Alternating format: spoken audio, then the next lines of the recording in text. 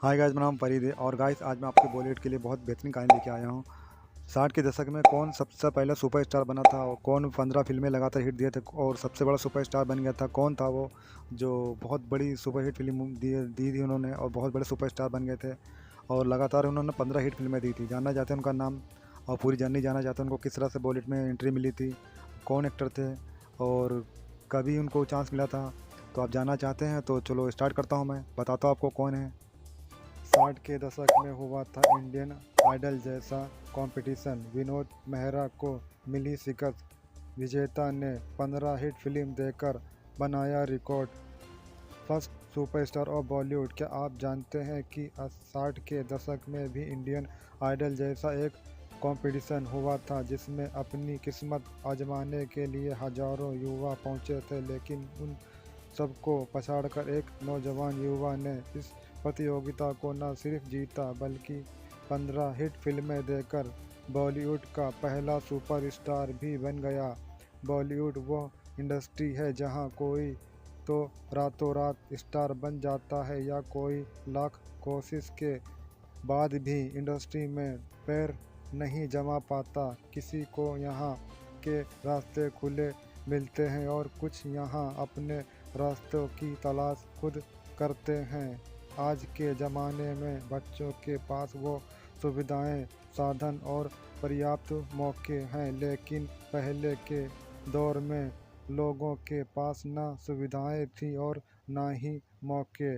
पुराने दौर में सपनों को साकार करने के लिए कई नौजवान माया नगरी पहुंचते थे, लेकिन कुछ लोगों को मौका मिल पाता था और कुछ की तलाश में माया नगरी खोकर छोड़कर चले जाते थे। क्या आप जानते हैं कि 60 के दशक में भी इंडियन आइडल जैसा एक कंपटीशन हुआ था जिसमें अपनी किस्मत आजमाने के लिए हजारों युवाओं पहुंचे थे, लेकिन उन सबको पछाड़कर एक नौजवान युवा ने इस प्रतियोगिता को न सिर्फ जीता बल्कि 15 हिट फिल्में, बॉलीवुड का पहला सुपरस्टार भी बन गया।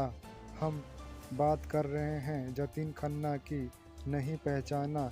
जतिन खन्ना यानी राजेश खन्ना की कंटेस्ट का इनाम था।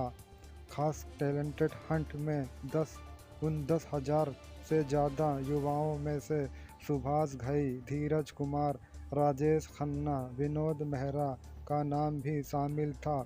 10,000 से ज़्यादा लोगों में सिर्फ 8 लोगों को चुना जाना था।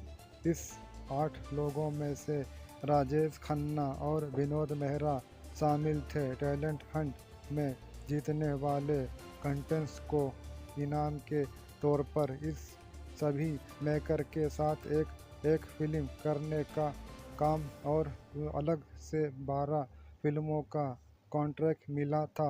सिर्फ फिर एक प्लॉट से विनोद मेहरा को हराया। पहले करियर से शुरुआती दौर में रंगमंच से जुड़ उन्हें काम आया और अपने डायलॉग से सभी का दिल जीत लिया। राजेश खन्ना ने विनोद मेहरा को शिकस्त दी थी। इस प्रतियोगिता का अंतिम परिणाम सामने आया तो पता चला कि विनोद मेहरा राजेश खन्ना से सिर्फ एक लॉट से हार गए थे। फिर फिल्म मेकर्स का फैसला जब साबित हुआ सही, आने वाले दिनों में साबित भी किया कि तमाम फिल्म मेकर का फैसला गलत नहीं है।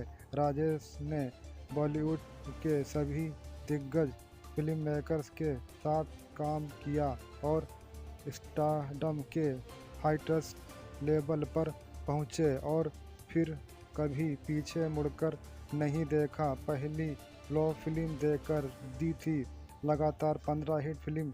राजेश खन्ना की पहली प्रसारित फिल्म का नाम आखिरी खत है जो 1966 में रिलीज हुई थी। इस फिल्म को 40वें ऑस्कर अवार्ड के बेस्ट फॉरेंसिक लैंग्वेज फिल्म के तहत एंट्री मिली थी, लेकिन फिल्म नॉमिनेशन राउंड से बाहर हो गई थी। हालांकि राजेश खन्ना की पहली फिल्म फ्लॉप रही।